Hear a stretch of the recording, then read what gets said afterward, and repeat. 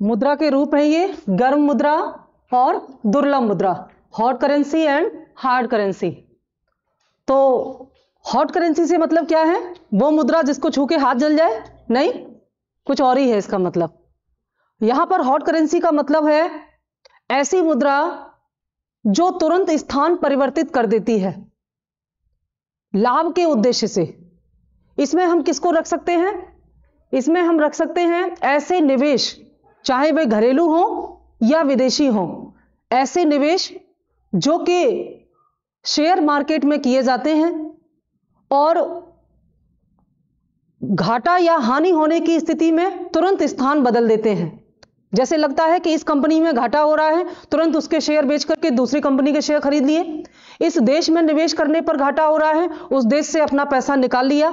मान लीजिए भारत में अमेरिका के किसी एक व्यक्ति ने अपना $2 लाख भारत के शेयर मार्केट में निवेश किया है और वहीं पर ब्रिटेन के किसी व्यक्ति ने अपना $2 लाख भारत में बिजनेस स्टार्ट करने में लगाया है। $2 लाख। अगर भारत में कोई आर्थिक स्थिरता आ जाती है या घाटे की संभावना होती है या किसी प्रकार का आर्थिक संकट आता है, तो इन दोनों में, ब्रिटेन और अमेरिका के निवेशकों में कौन सबसे पहले अपना पैसा निकालेगा? क्योंकि उसे पता है कि अब इस देश में पैसे लगाना सुरक्षित नहीं है। तो ब्रिटेन के निवेशक ने भारत में व्यापार में निवेश किया है, उसने अपना बिजनेस स्टार्ट किया है यहां पर, या किसी दूसरे बिजनेस में अपना पैसा लगाया है, जबकि अमेरिका के निवेशक ने भारत के शेयर बाजार में निवेश किया है। तो कौन अपना पैसा पहले निकालेगा? अमेरिका का निवेशक निकालेगा। ब्रिटेन का निवेशक इतनी जल्दी अपने पैसे नहीं निकाल सकता क्योंकि उसने व्यापार में निवेश किया है, भौतिक संपत्तियों में निवेश किया है, जबकि अमेरिकी निवेशक ने परिसंपत्तियों में निवेश किया है या शेयर में निवेश किया है। तो शेयर में किया गया यह निवेश ही क्या है? Hot currency.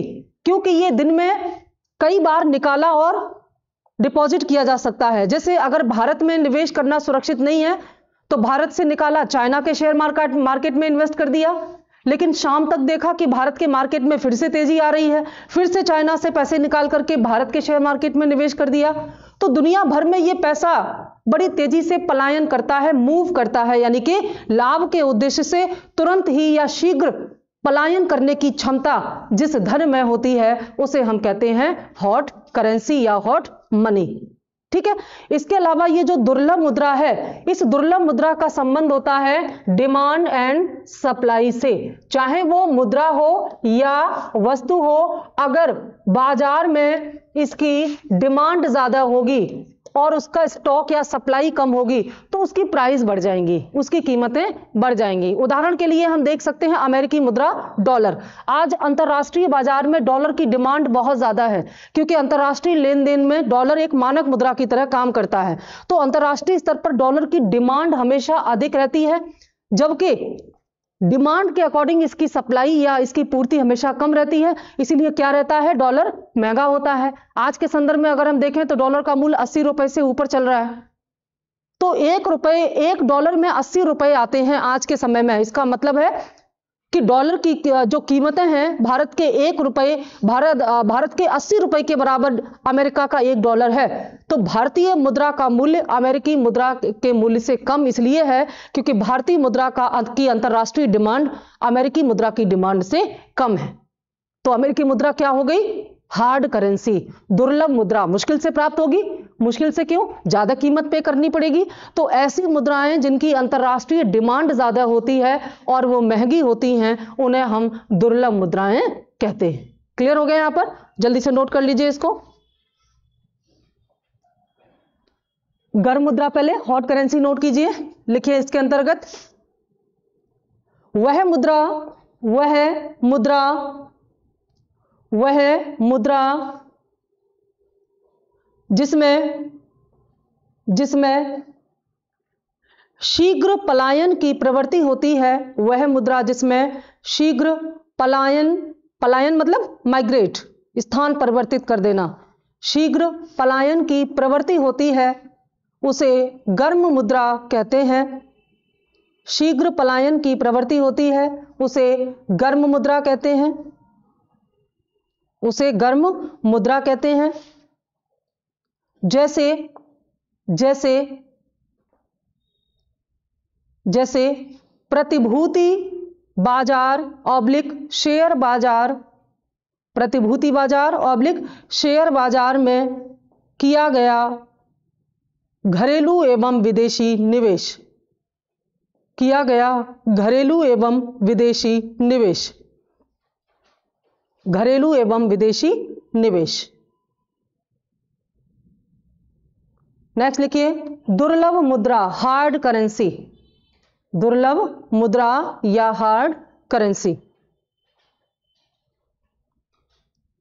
वह मुद्रा जिसकी अंतरराष्ट्रीय मांग, वह मुद्रा जिसकी अंतरराष्ट्रीय मांग, जिसकी अंतरराष्ट्रीय मांग उसकी पूर्ति से अधिक होती है,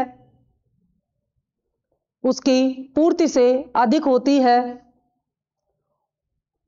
उसे दुर्लभ मुद्रा कहते हैं। जैसे उसे दुर्लभ मुद्रा कहते हैं, जैसे अमेरिकी मुद्रा डॉलर, जैसे अमेरिकी मुद्रा डॉलर, यूरोपीय संघ की मुद्रा यूरो, यूरोपीय संघ ये साइन है अमेरिकी डॉलर का, यूरो का, यूरोपीय संघ की मुद्रा यूरो एवं ब्रिटिश मुद्रा पाउंड स्टर्लिंग या ब्रिटिश पाउंड, ब्रिटिश मुद्रा पाउंड स्टर्लिंग या ब्रिटिश पाउंड।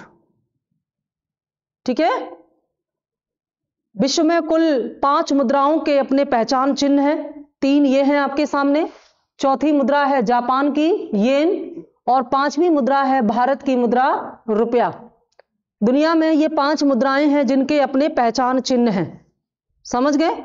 और इनमें ये जो 3 मुद्रा हैं जिस क्रम में ये लिखी हुई हैं उसी क्रम में इनकी अंतर्राष्ट्रीय डिमांड बहुत ज़्यादा है, क्योंकि अंतर्राष्ट्रीय व्यापार में इन्हें प्रयोग किया जाता है।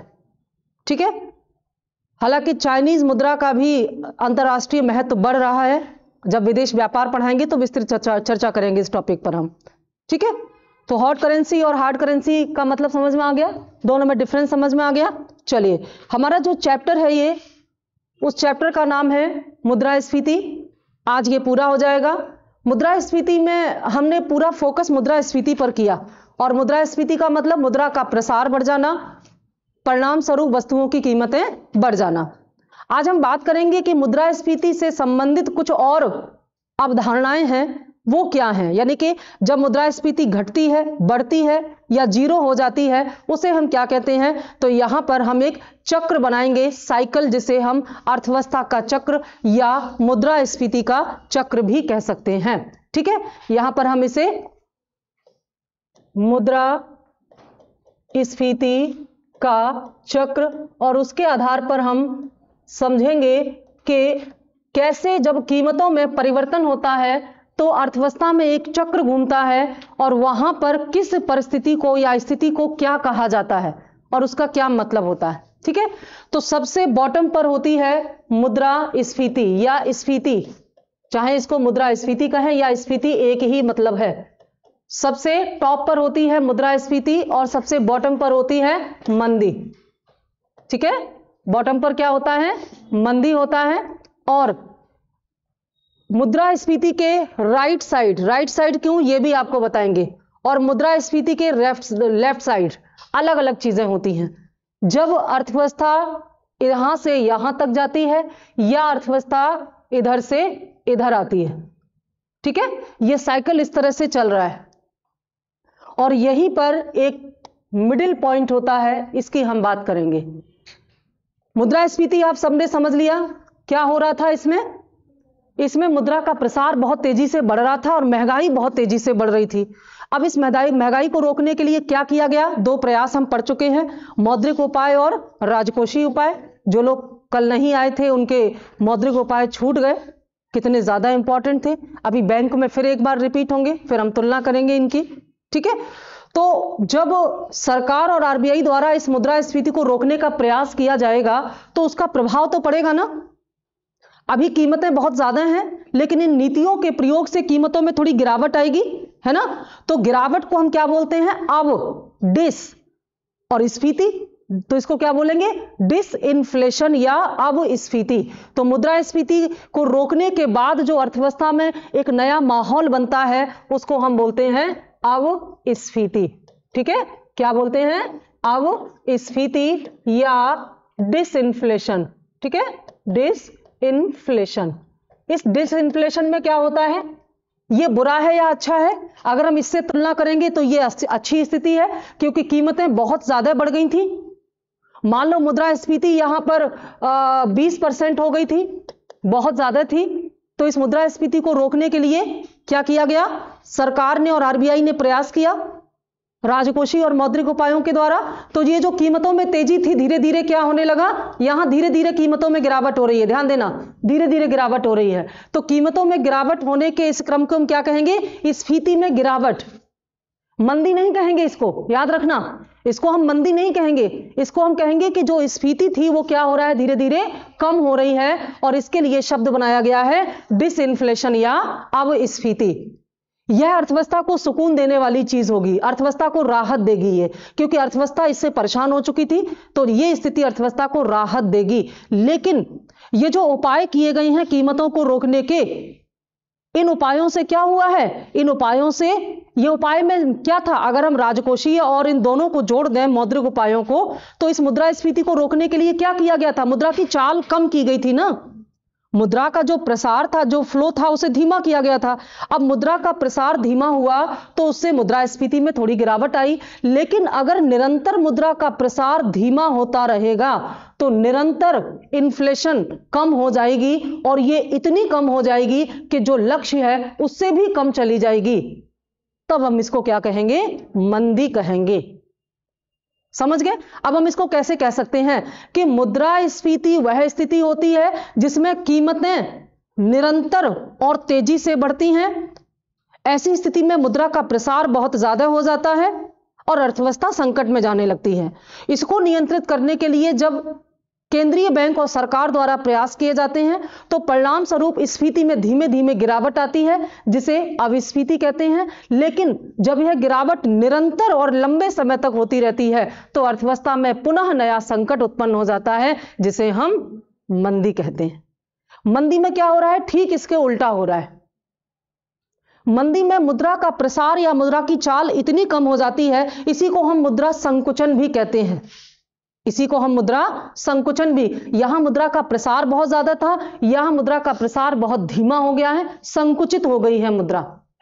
जब मुद्रा का प्रसार होता है तो जेब में पैसा बहुत ज्यादा है लेकिन उसका मूल्य बहुत कम है ना? ज्यादा पैसे देने पर कम सामान मिल रहा है। लेकिन जब मंदी होती है तो मुद्रा संकुचन के कारण जेब में पैसे ही कम हो जाते हैं, हालांकि मुद्रा का मूल्य ज्यादा है। यहां पर 10 रुपए के बदले ज्यादा सामान मिलेगा, यहां 10 रुपए के बदले कम सामान मिलेगा। लेकिन यहां हमारी जेब में 20 रुपए हैं, यहां हमारी जेब में 2 रुपए हैं। समझ गए ना? तो यहां पर मुद्रा की मात्रा बढ़ रही है, मुद्रा का प्रसार बढ़ रहा है, लेकिन उस मुद्रा का मूल्य घट रहा है, जिसकी वजह से कीमतें बढ़ रही हैं। लेकिन यहां पर मुद्रा का प्रसार अत्यधिक कम हो गया है और उसकी वजह से मंदी आ गई है। यहां पर मुद्रा की क्रय क्षमता कम होती है, यहां ग्राहक की क्रय क्षमता कम होती है। बहुत ध्यान से समझना। यहां पर मुद्रा की परचेजिंग पावर कम हुई, क्योंकि मुद्रा तो है लेकिन उसका मूल्य कम हो गया। हम उस मुद्रा से जितना सामान पहले परचेज कर सकते थे, खरीद सकते थे, उतना आप नहीं खरीद पाएंगे। लेकिन यहां पर कंज्यूमर की ही परचेजिंग पावर कम हो गई है, कंज्यूमर के पास पैसे ही कम हैं। अंतर है दोनों में, ठीक है? तो यहां पर मंदी जो है, इसमें अर्थव्यवस्था की रफ्तार धीमी हो जाती है, इसमें मुद्रा अर्थव्यवस्था की रफ्तार तीव्र हो जाती है। जैसे ये हाई स्पीड पर चलने वाली गाड़ी है और ये खड़ी रहने वाली गाड़ी है अपनी जगह पर। अगर गाड़ी खड़ी रहेगी तो क्या होगा? जाम हो जाएगी, और गाड़ी बहुत तेज चलेगी तो क्या हो जाएगा? एक्सीडेंट हो जाएगा, है ना? ये हाई बीपी है, ये लो बीपी है, जैसे भी समझ में आए समझ लो। एग्जाम्पल चाहे गाड़ी का हो या बॉडी के ब्लड प्रेशर का हो। क्यों भाई? ये हाई ब्लड प्रेशर है, हो जाए तो क्या? गुस्सा, इरिटेशन, फेंका फाकी बिना बात के। है घर में किसी को हाई ब्लड प्रेशर? कभी उनका बिहेवियर देखा है? ये लो ब्लड प्रेशर, चुपचाप पड़े हैं, जान ही नहीं है शरीर में, बेदम, पता नहीं कब। कौन सा खतरनाक है इन दोनों में? ये भयंकर हाई ब्लड प्रेशर वाला हंगामा तो करता है, पता तो चल जाता है इसे कुछ हुआ है। लो वाला तो पड़ा रहता है, लोग सोते बड़ा शांत है, आराम कर रहे हैं, वो उसी में निपट जाते हैं। ये ज्यादा खतरनाक स्थिति है। अर्थव्यवस्था के लिए भी मंदी ज्यादा खतरनाक है रेदर देन मुद्रास्फीति, क्योंकि मंदी एक बार जब शुरू हो जाती है तो फिर एक से दूसरे क्षेत्र को, दूसरे से तीसरे क्षेत्र को जबरदस्त इसका साइकिल बनता है। अभी हम अलग अलग दोनों का साइकिल बनाएंगे कि जब मुद्रास्फीति होती है तो क्या होता है अर्थव्यवस्था में, और जब मंदी होती है तो क्या होता है। मंदी में दुनिया में सबसे बड़ी मंदी डीप रिसेशन 1930 में आया अमेरिका में, और पूरी दुनिया में फैल गया, हालत खराब कर दी इसने पश्चिमी देशों की। ठीक है, तो यह मंदी होती है। अब मंदी आ गई, मुद्रा का प्रसार बहुत धीमा हो गया, उतना भी नहीं है, उतनी भी मैं खाने में जितनी छोड़ दिया करते थे पैमाने में, कि जितनी मुद्रा यहां वहां पड़ी रहती थी, यह सब है ही नहीं। अब मुद्रा कहां चली गई ये तो हम आगे बताएंगे। मुद्रा कहीं जाती नहीं है, मुद्रा की चाल धीमी हो जाती है। एक होती है मुद्रा की चाल, एक होती है मुद्रा की मात्रा, है ना। मुद्रा की चाल या मुद्रा की मात्रा। मुद्रा की मात्रा का मतलब होता है number of currency, number of currency, और मुद्रा की चाल का मतलब होता है स्पीड ऑफ करेंसी, यानी कि मुद्रा कितनी तेजी से चल रही है। जैसे मेरे पास 100 रुपए हैं और इनके पास 200 रुपए हैं, मात्रा इनके पास ज्यादा है, मेरे पास कम है। मैंने 100 रुपए से शाम तक 10 बार व्यापार किया, लेन देन किया, तो मैंने कुल कितने का व्यापार किया, 1000 बार। इन्होंने 200 रुपए से बस 2 बार किया, इन्होंने कितने का व्यापार किया, 200 का। इनकी वजह से अर्थव्यवस्था में मुद्रा का प्रसार 200 के बराबर हुआ, मेरी वजह से 1000 के बराबर हुआ। यह अंतर क्यों आ गया, जबकि मात्रा वहां ज्यादा थी यहां कम थी? क्योंकि यहां पर मुद्रा की चाल कम है, यहां पर मुद्रा की चाल ज्यादा है। तो यहां मुद्रा का प्रसार ज्यादा है, वहां मुद्रा का प्रसार कम है। मुद्रा उतनी ही है, या मुद्रा की मात्रा कम होने के बाद भी। या हम इसको बराबर भी एग्जांपल दे सकते हैं कि मेरे पास 100 रुपए हैं, आपके पास भी 100 रुपए हैं। आपने 100 रुपए से 2 बार व्यापार किया, मैंने 100 रुपए से 10 बार व्यापार किया। मैंने बाजार में 1000 के बराबर मनी फ्लो बढ़ाया और आपने केवल 200 के बराबर, क्योंकि आपकी चाल कम थी। समझ में आ गई बात? तो यहां पर क्या होता है, चाल कम हो जाती है। मात्रा कहीं जाती थोड़ी ना कि अर्थव्यवस्था से मुद्रा बाहर फेंक दी फिर से ले आए, ऐसा नहीं होता। मुद्रा देश के अंदर ही है। जितनी मुद्रा मुद्रास्फीति में थी मात्रा में, उतनी ही मात्रा मंदी में भी है। बस यहां पर मुद्रा मीडियम ऑफ एक्सचेंज बन रही थी और यहां पर मीडियम ऑफ एक्सचेंज नहीं हो पा रही है या धीमे हो पा रही है, तो यहां पर फ्लो कम होगा। तो ये जो मुद्रास्फीति को नियंत्रित करने के उपाय किए गए थे, उनको यहीं पर रोक देना चाहिए था, है ना। हाई ब्लड प्रेशर पर जब जाते हैं डॉक्टर के पास तो वो आपको दवा देता है, उन दवा से आपका ब्लड प्रेशर थोड़ा थोड़ा जो बढ़ गया था, जैसे आपका ब्लड प्रेशर अगर 250 पहुंच गया, जो 120 होना चाहिए था 250 पर पहुंच गया, तो डॉक्टर आपको दवा देगा इमीडिएट उसको कम करने के लिए, और आपसे पूछेगा, घर वाले कहेंगे बीपी कम हुआ, बीपी कम हुआ, तो ये क्या है, यहां से यहां की स्थिति है, बीपी कम हुआ, है ना। अब बीपी कम होने का सब इंतजार कर रहे हैं, क्योंकि ये आपकी बॉडी के लिए जरूरी, क्योंकि हाई हो गया था। तो बीपी आपका नॉर्मल हो गया, 120 125 पर आ गया। अब तो आप सही फील कर रहे हो, लेकिन आप कंटिन्यू दवा खाते रहते हो, फिर वो बीपी इतना लो हो जाता है कि जितना होना चाहिए उससे भी, फिर तो आप चले ही जाओगे, है ना, मंदी के शिकार हो जाओगे, ठंडे पड़ जाओगे एकदम।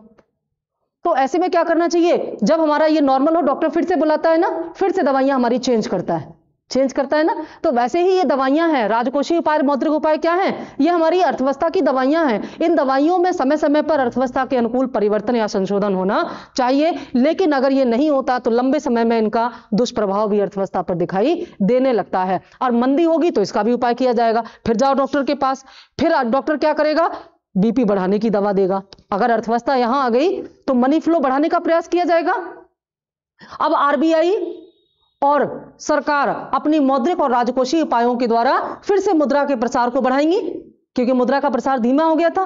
तो जब मुद्रा के प्रसार को बढ़ाया जाएगा तो अर्थव्यवस्था मंदी के दौर से क्या होगा, धीरे धीरे बाहर निकलेगी, क्योंकि प्रसार बढ़ रहा है, धीरे धीरे अर्थव्यवस्था पटरी पर लौट रही है। और यहां पर एक सिचुएशन ऐसी आएगी जहां पर हम कह सकेंगे कि मुद्रा का प्रसार बढ़ रहा है, अर्थव्यवस्था डिप्रेशन से बाहर निकल रही है। इसको हम क्या कहेंगे, इसको हम कहेंगे अपस्फीति। क्या कहेंगे, अपस्फीति, अपस्फीति या री इन्फ्लेशन, ठीक है। री इन्फ्लेशन।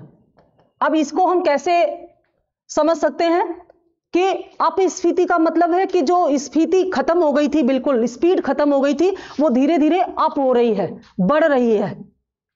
यहां पर जो स्फीति कम हो रही थी वो क्या हो रही है, डाउन हो रही है। और यहां पर जो स्फीति बिल्कुल खत्म, स्फीति मतलब चाल, तेजी, स्पीड, समझ गए। यहां पर स्पीड बहुत ज्यादा थी, यहां धीरे धीरे स्पीड कम हुई, यहां से यहां तक स्पीड बहुत कम हो गई और यहां आते आते स्पीड 0 हो गई। फिर स्पीड को बढ़ाने की कोशिश की गई, धीरे धीरे स्पीड बढ़ रही है, तो क्या हो गया, अपस्फीति। और फिर अगर ये कंटिन्यूअस ऐसे ही बढ़ती रही तो फिर से हाई स्पीड हो जाएगी और फिर से स्फीति आ जाएगी, इन्फ्लेशन आ जाएगा। समझ गए। तो हमें अर्थव्यवस्था के बैलेंस, संतुलन को बनाना है। ये क्या है, संतुलन, बैलेंस, ये बैलेंसिंग पॉइंट है, ठीक है। लेकिन भारत जैसी विकासशील अर्थव्यवस्थाओं में यह पाया गया है कि एक साथ अर्थव्यवस्था के कुछ क्षेत्रों में स्फीति है और कुछ क्षेत्रों में मंदी है। आपने भी महसूस किया होगा एज अ कंज्यूमर ये चीज कि कुछ चीजें बहुत महंगी हैं और कुछ चीजें बहुत सस्ती हैं। ऐसा महसूस करते हैं आप, है ना। तो अगर महंगी है तो वो किसका संकेत है, स्फीति का, और अगर सस्ती है तो वो किसका संकेत है, मंदी का। तो जब अर्थव्यवस्था में स्फीति और मंदी दोनों के लक्षण एक साथ दिखाई देते हैं तो इनको कहा जाता है स्टैगफ्लेशन। क्या कहा जाता है, स्टैगफ्लेशन। ये शब्द बहुत पूछा जाता है। स्टैगफ्लेशन खासतौर से विकासशील देशों की पहचान है, ठीक है, ये विकासशील देशों की पहचान है। और ऐसी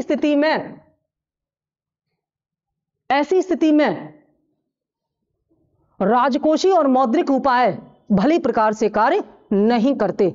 अगर हाई ब्लड प्रेशर हो तो समझ में आता है भैया प्रेशर कम करने की दवा खा ली, लो हो तो हाई करने की खा ली। लेकिन अगर किसी का प्रेशर वेरी करे सुबह से शाम तक, up down up down up down होता है ना, लोगों का मूड स्विंग करता है। अक्सर लड़कियों में, विमेंस में ये बहुत होता है ना। और लड़कियों के बारे में कहा जाता है कि ये बाइपोलर नहीं मल्टीपोलर होती हैं। बाइपोलर का मतलब होता है कि दो तरह का उनका व्यवहार होता है। मल्टीपोलर मतलब किधर भी जा सकती हैं, कुछ भी मूड उनका बदल, स्विंग कर सकता है। कभी बहुत खुश है बिना बात के, गुनगुना रही है अच्छा सा कुछ, चाय अपने साथ एंजॉय कर रही हैं, और कभी दुखी है बिना बात के, कोई मैटर ही नहीं है। उदास है क्यों, मूड खराब है। खुश है क्यों, अच्छा लग रहा है। और ऐसा दिन में कई बार हो और बार बार हो और उल जुलूल हरकतें करे, तो ये क्या है, मल्टीपोलरिटी तो है। ऐसे में डॉक्टर की कोई दवा काम करेगी, डॉक्टर कुछ कंफ्यूज हो जाएगा। तो ऐसे ही यहां पर अर्थव्यवस्था के डॉक्टर भी कंफ्यूज हो जाते हैं, आरबीआई और सरकार भी कंफ्यूज जाती है कि करें क्या। अगर इन्फ्लेशन रोकने के लिए मुद्रा का प्रसार धीमा करेंगे तो दूसरे क्षेत्र में मंदी और गहरी हो जाएगी, और अगर मंदी को रोकने के लिए मुद्रा का प्रसार बढ़ाएंगे तो अन्य क्षेत्रों में स्फीति और बढ़ जाएगी। अब बड़ी समस्या। तो क्या करें, ऐसे ही छोड़ दें अर्थव्यवस्था को? नहीं, कुछ तो करना पड़ेगा। क्या करना पड़ेगा, भिन्न भिन्न क्षेत्रों के लिए भिन्न भिन्न नीतियां बनानी पड़ेंगी, ठीक है। विभेदात्मक योजनाएं बनानी पड़ेंगी। जहां स्फीति है उनके लिए अलग नीतियां और जहां मंदी है उनके लिए अलग नीतियां। लेकिन ये इतना आसान नहीं होता। इसलिए विकासशील देशों में, क्योंकि विकासशील देश संक्रमण के दौर से गुजर रहे होते हैं ना, एक तरफ सरकार व्यापार को बढ़ाने के लिए मुद्रा का प्रसार बढ़ाती है जिससे कि मुद्रास्फीति बढ़ जाती है, और दूसरी तरफ तमाम कारणों से ग्राहकों की क्रय क्षमता कम होने के कारण, बिक्री कम होने से कुछ क्षेत्रों में मंदी आ जाती है, ठीक है। तो ये तो थे हमारे, ये क्या है, मुद्रास्फीति का चक्र, या इसको हम अर्थव्यवस्था का चक्र भी कह सकते हैं। इसे हम अर्थव्यवस्था का चक्र भी कह सकते हैं, क्योंकि हम अलग अलग बनाने वाले हैं मुद्रास्फीति और मंदी का चक्र। आपने ये साइकिल समझ लिया, नोट कर लिया? कुछ बताना बाकी है, लिखवाना बाकी है, या समझ गए? आई थिंक समझ गए। कितने लोग समझ गए मेरी बात को पूरी तरह से? गुड, सभी लोग समझ गए, क्या बात है। जो लोग हाथ ऊपर नहीं कर पाए वो लिख रहे हैं, इसलिए नहीं कर पाए क्यों भाई? तो अब इसके बाद हम चलते हैं, पहले हम बनाएंगे स्फीति का चक्र। स्फीति का चक्र का मतलब है कि जब स्फीति आती है तो अर्थव्यवस्था में क्या क्या लक्षण होते हैं, ठीक है। इसके बाद हम बनाएंगे मंदी का चक्र। तो स्फीति जब आएगी तो क्या होगा? सबसे पहला जो शुरुआत होगी वो कहां से होगी? सबसे पहली शुरुआत होगी वस्तु की मांग, वस्तु की मांग। हालांकि इसको हम किसी भी पॉइंट से शुरू भी कर सकते हैं, बढ़ जाती है, वस्तु की मांग बढ़ जाती है। पहले लिखिए उसके बाद ड्रॉ करिएगा, पहले समझिए उसके बाद ड्रॉ करिएगा। वस्तु की मांग बढ़ जाने से क्या होगा? वस्तु की कीमत बढ़ जाएंगी। क्यों भाई? है ना, कीमत बढ़ेगी, और कीमत बढ़ेगी तो क्या होगा? जो निवेशक है, निवेशक कौन होता है?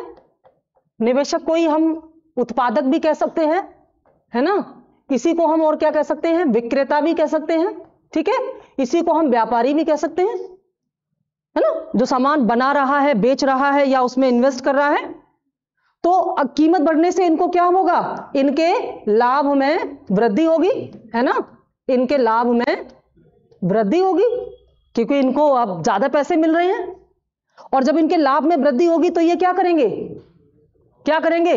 और ज्यादा निवेश करेंगे, तो निवेश में वृद्धि होगी। अगर एक फैक्ट्री है तो एक फैक्ट्री और खोल दी जाएगी, निवेश बढ़ेगा। और जब निवेश बढ़ेगा तो क्या होगा? श्रमिकों की भर्ती होगी, स्टाफ की भर्ती होगी, तो रोजगार भी बढ़ेंगे, होगा ना, रोजगार में वृद्धि होगी। बड़ा ही अच्छा हो रहा है ये। और रोजगार बढ़ेगी तो क्या होगा? ग्राहक की, जल्दी बताओ, ग्राहक की क्रय क्षमता बढ़ जाएगी, ग्राहक की क्रय क्षमता बढ़ जाएगी। और जब ग्राहक की जेब में पैसा आएगा तो ग्राहक तो बाजार जाएगा, फिर वस्तुओं की डिमांड बढ़ेगी। तो अर्थव्यवस्था में ये जो साइकिल चल रहा है ये क्या है? स्फीति का चक्र, तेजी का चक्र, इसको हम क्या कहेंगे? तेजी का चक्र। और यह चक्र तब तक अर्थव्यवस्था के लिए लाभदायक है जब तक ये सही स्पीड में चले। अगर ये एक सही स्पीड में चल रहा है तो अर्थव्यवस्था को लाभ ही लाभ है। कि भाई सबसे बड़ा लाभ क्या है? कि लोगों को रोजगार मिल रहे हैं, बेरोजगारी कम होगी, रोजगार मिलते जाएंगे। लेकिन समस्या कहां से आएगी? समस्या तब आएगी जब केवल लोगों की जेब में पैसा आएगा, क्योंकि इस पैसे को लेकर के वो कहां जाएंगे? इस पैसे को लेकर के वो बाजार जाएंगे, बाजार जाएंगे। और बाजार में इन लोगों की जेब में क्या है? मुद्रा है। और ये क्या खरीदने वाले हैं? इससे वस्तु। लेकिन मुद्रा ज्यादा है और वस्तु कम है, यहां से समस्या शुरू होगी, ठीक है। मुद्रा ज्यादा है और वस्तु कम है, तो ऐसे में क्या होगा? इस वस्तु की जो कीमतें हैं वो क्या हो जाएंगी? बढ़ जाएंगी, कीमतें बढ़ जाएंगी। अब इस बढ़ी हुई कीमत का जो अगला चक्र शुरू होगा उससे क्या होगा? उल्टा शुरू होगा। जरा देखना, मेरी बात को समझ पा रहे हैं? ये परेशान तो नहीं कर रहा है? अगर ये चक्र चल रहा है, तेज हो गया, लोगों की जेब में मुद्रा बहुत है, बाजार गए सामान खरीदने के लिए, वस्तु कम है, सामान कम है, तो सामान महंगा मिलेगा। अगर ये कंटिन्यूअस ऐसा ही रहा, सामान महंगा मिलता गया, तो ये लोग क्या करेंगे? अपनी डिमांड में कमी करेंगे, डिमांड में कमी करेंगे। क्यों? क्योंकि अब ये इतना अफोर्ड नहीं कर सकते। और जब ये डिमांड में कमी करेंगे तो क्या होगा? बाजार में वस्तुओं की बिक्री कम हो जाएगी। फिर विक्रेता क्या करेगा? अपनी कीमतों को घटाएगा, क्योंकि सामान की बिक्री कम हो गई। और जब ये कीमतों को घटाएगा तो क्या होगा? इसके लाभ में कमी हो जाएगी। और जब इसके लाभ में कमी हो गई, तब ये कहेगा फालतू में ही हमने एक और फैक्ट्री खोल दी, उसको बंद करेगा या छटनी करेगा। 100 लेबर लगे हुए हैं तो 50 पे ले आएगा। तो यहां से क्या हो जाएंगे? कुछ लोग बेरोजगार होंगे, रोजगार में कमी आएगी। और रोजगार में कमी आएगी तो इनकी जेब में पैसे भी कम हो जाएंगे।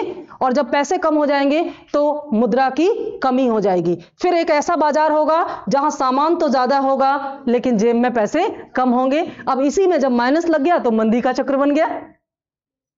समझ गए ना? कितना इंटरेस्टिंग है, उलझने की कोई जरूरत ही नहीं है। यानी कि अगर इस स्फीति को समय पर नहीं रोका गया तो एक दिन मंदी आना निश्चित है। क्योंकि जब सामान बहुत महंगा होने लगता है और ग्राहक उसको अफोर्ड नहीं कर पाता है तो वो अपनी डिमांड में कटौती करना शुरू कर देता है। तो एक प्रभाव तो उसका ये पड़ेगा महंगाई बहुत ज्यादा बढ़ने से। दूसरा ये पड़ेगा कि सारा पैसा खर्च हो जाएगा, बचत नहीं हो पाएगी। और जब बचत नहीं हो पाएगी तो पूंजी का निर्माण ही नहीं होगा, क्योंकि सेविंग ही नहीं होगी तो बैंक में कहां से जमा करें। और जब बैंक के पास पूंजी नहीं होगी तो निवेश के लिए पैसे ही नहीं मिलेंगे, तो निवेश में कमी आएगी। निवेश में कमी आएगी तो रोजगार में कमी आएगी।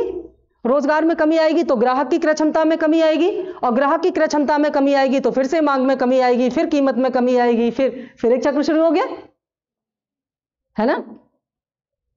तो मुद्रास्फीति में निरंतर वृद्धि होने के कारण दो प्रकार की समस्याएं आ रही हैं। एक तो निरंतर कीमत बढ़ने से ग्राहक की डिमांड में कमी आ रही है, दूसरा पूंजी निर्माण में कमी आने से बचत में कमी होने के कारण पूंजी निर्माण में कमी होगी, जिससे भविष्य में उत्पादन क्षमता प्रभावित होगी, निवेश प्रभावित होगा, और इसकी वजह से भी भविष्य में मंदी आ जाएगी। इसलिए समय रहते इस मुद्रास्फीति को रोकना बहुत ज्यादा जरूरी हो जाता है। अच्छा लगा? समझ में आ गया? गुड। इसको नोट कर लिया आपने या समझ लिया? हाँ, कीजिए फटाफट, टाइम नहीं लगाएंगे, जल्दी से।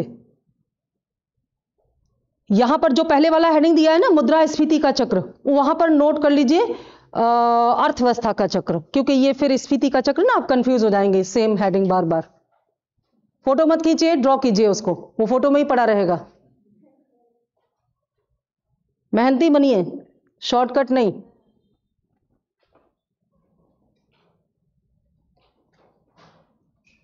ये सब चीजें कॉन्सेप्ट की हैं, इनको कॉन्सेप्ट में समझिए, इनको आप रट नहीं सकते। कुछ समझ में नहीं आ रहा हो तो पूछ सकते हैं।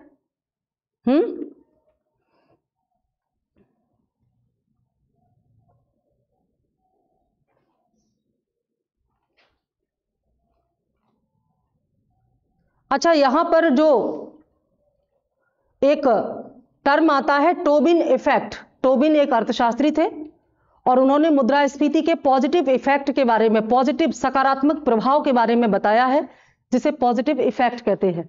क्या है टोबिन का ये पॉजिटिव इफेक्ट?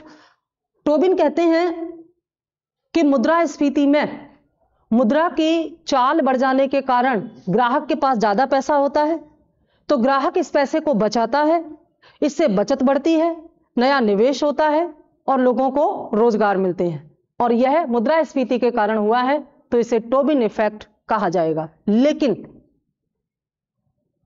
व्यवहारिक संदर्भ में देखा जाए तो लोगों की जेब में पैसा ज्यादा भले ही होता है, लेकिन बचत नहीं हो पाती, क्योंकि महंगाई होने की वजह से उनका सारा पैसा उनकी जरूरत पर खर्च हो जाता है। और जिन लोगों के पास ये पैसा बचता है वो अमीर लोग होते हैं, उनके पास हमेशा पैसा होता है, चाहे महंगाई कम हो या ज्यादा। आम आदमी पर इसका हमेशा बुरा प्रभाव ही पड़ता है मुद्रास्फीति। ठीक है, नोट किया? आ जाइए।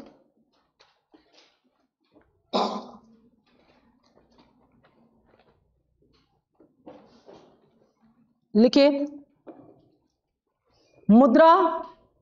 मुद्रा की चाल, हेडिंग है आपका मुद्रा की चाल। मुद्रा की चाल, और मुद्रा की चाल में हम जानेंगे कि मुद्रा जो चलती है उसके स्वरूप में किस प्रकार से परिवर्तन आता है। मुद्रा की चाल, मुद्रा चलती है, चलती है इसीलिए तो चलती का नाम गाड़ी, चलती है इसीलिए तो मुद्रा। चलना बंद कर दे, पर हमने तो कल जहां जो रुपया रखा था वहीं रखा हुआ है, बिल्कुल नहीं चला, 1 इंच भी नहीं अपनी जगह से हिला। क्यों भाई? मुद्रा की चाल से क्या मतलब है? मुद्रा की चाल से क्या तात्पर्य है? द मीडियम ऑफ एक्सचेंज, ये है मुद्रा की चाल। जब मुद्रा विनिमय का माध्यम बन रही है, अगर मुद्रा विनिमय का माध्यम बन रही है, दैट मीन्स मुद्रा में चाल है। जैसे पुरानी मुद्रा जो विमुद्रीकरण हो गया नवंबर 2016 से पहले के पुराने नोट, अब उनमें चाल नहीं है, क्योंकि अब वो चलेंगे नहीं, क्योंकि अब वो मीडियम ऑफ एक्सचेंज नहीं होंगे। उन नोटों को लेके किसी के पास जाओगे तो सामान मिलेगा क्या? नहीं ना, तो वो स्पीडलेस हैं, उनमें गति नहीं है। ठीक है, चलिए लिखिए मुद्रा की चाल में, हाँ इसी को, जब मुद्रा चलती है तो फ्लो आता है, उसमें सर्कुलेशन होता है। ठीक है, लिखिए 1977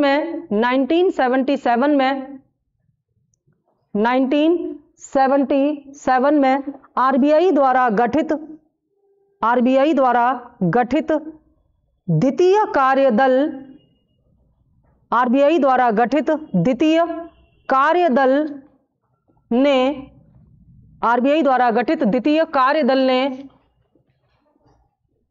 ने मुद्रा की चाल के आधार पर, मुद्रा की चाल के आधार पर इसे, मुद्रा की चाल के आधार पर इसे ब्रैकेट में लिखो भारत के संदर्भ में 4 वर्गों में विभाजित किया है, इसे 4 वर्गों में विभाजित किया है। वास्तव में यह विभाजन 4 वर्गों में विभाजित किया है। वास्तव में यह विभाजन मुद्रा की तरलता के आधार पर किया गया है। यह विभाजन मुद्रा की तरलता के आधार पर किया गया है, तरलता के आधार पर किया गया है। ठीक है, चलिए अब देखते हैं वो कौन से हैं 4 भाग जो भारत में बांटे गए हैं। M1, एक एक लाइन छोड़ देंगे, इसमें अभी हम बात करेंगे। M2, M3 और M4। ठीक है, यहां पर M मीन्स मनी। M1 क्या है? सबसे तरल मुद्रा है, ये सबसे तरल मुद्रा है और ये सबसे स्थिर मुद्रा है, जड़ मुद्रा है। ठीक है, इससे हम ये समझ पाएंगे कि जब स्फीति होती है तो मुद्रा की चाल को कहां से कहां किया जाता है, और जब मंदी होती, क्योंकि चाल ही तो बदली जाती है मुद्रा की, तभी तो स्फीति और मंदी नियंत्रण में आएगी। तो पहले हम जान लेते हैं कि ये है क्या। M1 में नोट कीजिए, M1 में है जनता के पास करेंसी। M1 क्या है? जनता के पास करेंसी या मुद्रा, कुछ भी कह सकते हैं। जनता के पास मुद्रा में हम क्या क्या ले आएंगे? इसमें क्रेडिट एंड डेबिट दोनों आ जाएंगे, ये मुद्रा की तरह ही काम करते हैं।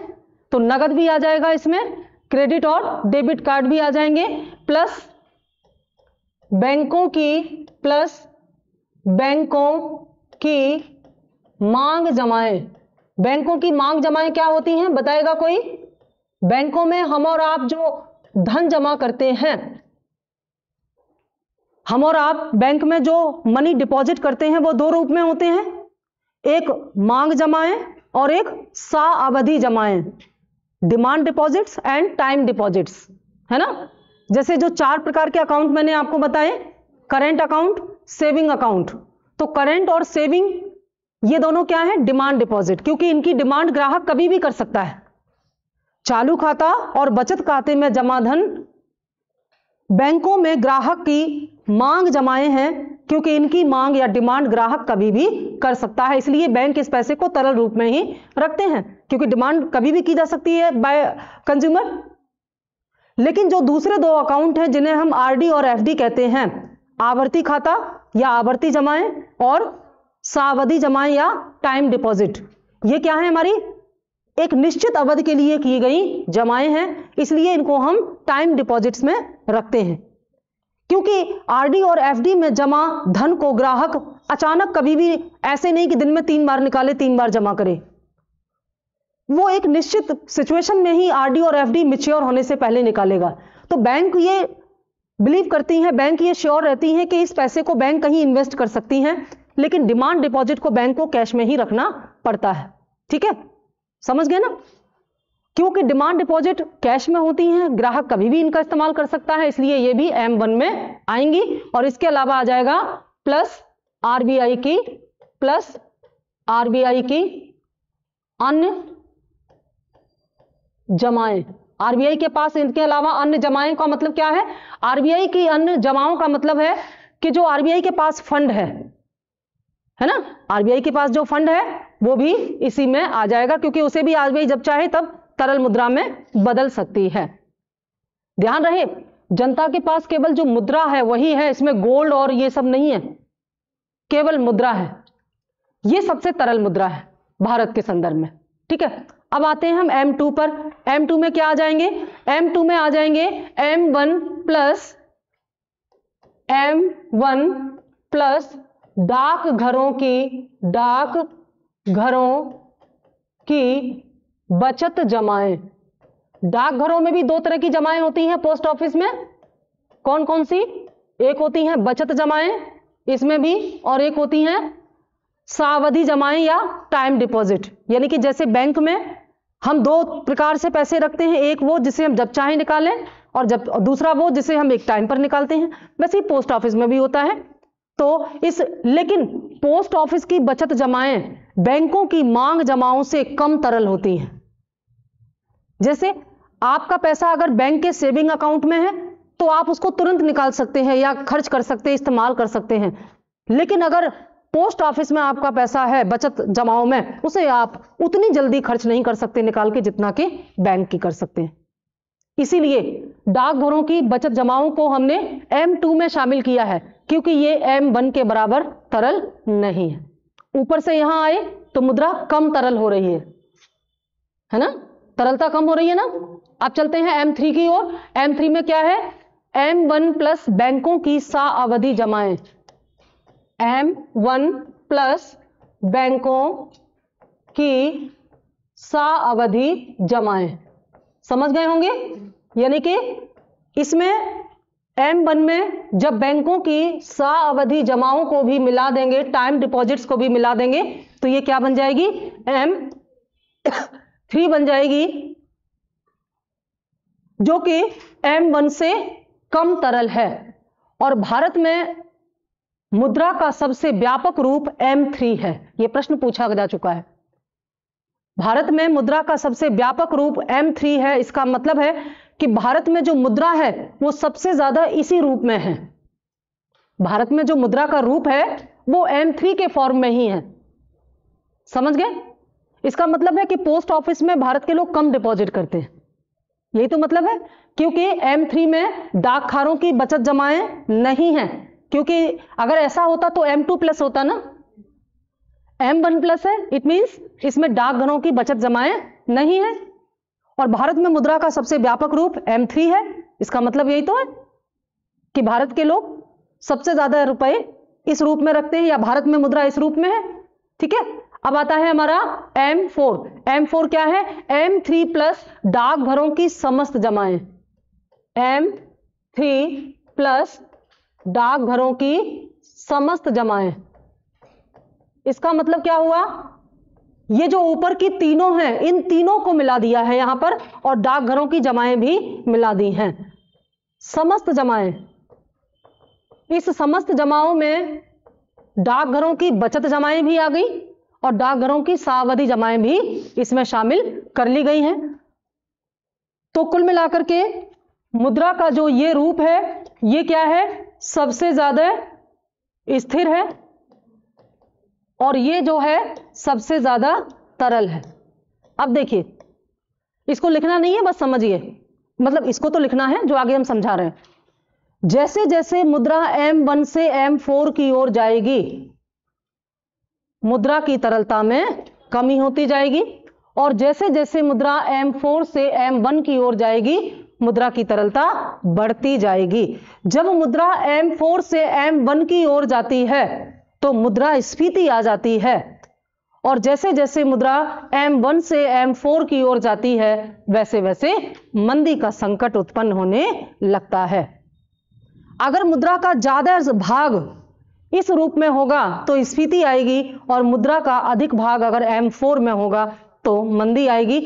मंदी की स्थिति में राजकोषीय और मौद्रिक उपायों के द्वारा मुद्रा की चाल को M1 से M4 की ओर, सॉरी उल्टा हो गया, मंदी की स्थिति में मुद्रा की चाल को M4 से M1 की ओर किया जाता है, जबकि स्फीति की स्थिति में मुद्रा की चाल को M1 से M4 की ओर किया जाता है।